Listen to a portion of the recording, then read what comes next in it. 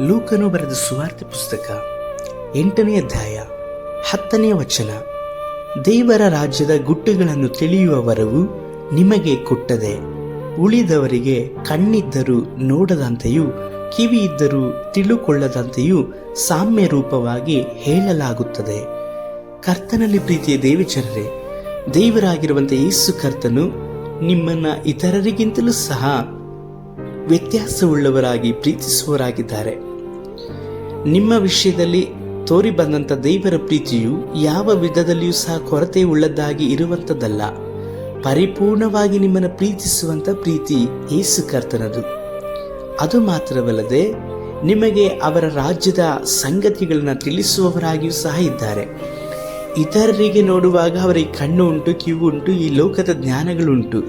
ಆದರೆ ಮುಂದೆ ಏನು ಸಂಭವಿಸ್ತದೆ ಎಂಬುದಾಗಿ ಹೇಳಿ ಅರಿವೇ ಇಲ್ಲದಂತಹ ಜೀವಿತ ಅವರದು. ಆದರೆ ದೇವರಾಗಿರುವಂಥ ಕರ್ತನು ಮುಂದಾಗುವಂಥ ಸಂಗತಿಗಳನ್ನು ನಿಮಗೆ ತಿಳಿಸುವವರಾಗಿದ್ದಾರೆ.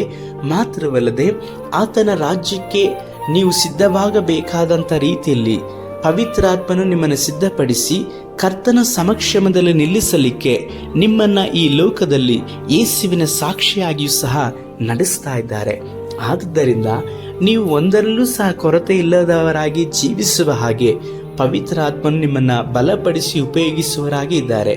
ದೇವರ ವರಗಳು, ಆತನ ರಾಜ್ಯದ ವರಗಳು ನಿಮ್ಮ ಒಳಗಡೆ ಇದೆ. ದೇವರನ್ನು ಇನ್ನೂ ಹೆಚ್ಚಾಗಿ ತಿಳಿದುಕೊಳ್ಳುವಂಥ ತವಕ ನಿಮಗೆ ಇರುವುದಾದರೆ ಆತನ ಸಮಕ್ಷಮದಲ್ಲಿ ಕುಳಿತು ಅವರಿಗಾಗಿ ನಿಮ್ಮನ್ನು ಒಪ್ಪಿಸಿಕೊಡುವಾಗ ಈ ಲೋಕದಲ್ಲಿ ಇರುವಂತಹ ಆ ಸಂಬಂಧದ ಸಹವಾಸದ ಆ ಎಲ್ಲ ಕಳಂಕಗಳು ಸಹ ನಿಮ್ಮನ್ನು ಬಿಟ್ಟು ಹೋಗಲ್ಪಡ್ತದೆ.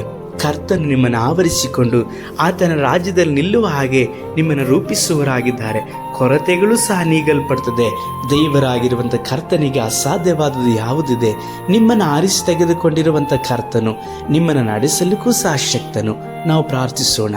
ಸರ್ವಶಕ್ತನಾದ ದೇವರೇ, ದೇವರ ರಾಜ್ಯದ ಸಂಗತಿಗಳನ್ನು ತಿಳಿದುಕೊಳ್ಳುವಂಥ ವರವನ್ನು ನಮಗೆ ನೀವು ಕೊಟ್ಟಿರುವುದಕ್ಕಾಗಿ ಸ್ತೋತ್ರ. ಇತರರಲ್ಲಿ ನಮ್ಮನ್ನೇ ನೀವು ಯೋಗ್ಯರೆಂಬುದಾಗಿ ಕರೆದು ನಿಮ್ಮ ಪವಿತ್ರವಾದ ಸೇವೆಯಲ್ಲಿಯೂ ನಿನ್ನ ಮಕ್ಕಳಾಗಿಯೂ ನಿನ್ನ ನಾಮವನ್ನು ಮಹಿಮೆ ಪಡಿಸುವ ಹಾಗೆಯೂ ನಮ್ಮನ್ನು ಉಪಯೋಗಿಸುವಂಥ ಕೃಪೆಗೆ ನಮ್ಮನ್ನು ಸಮರ್ಪಿಸಿಕೊಳ್ಳುತ್ತಾ ಯೇಸು ಕರ್ತನಲ್ಲಿ ಬೇಡಿದ್ದೇವೆ ತಂದೆಯೇ, ಆಮೇನ್.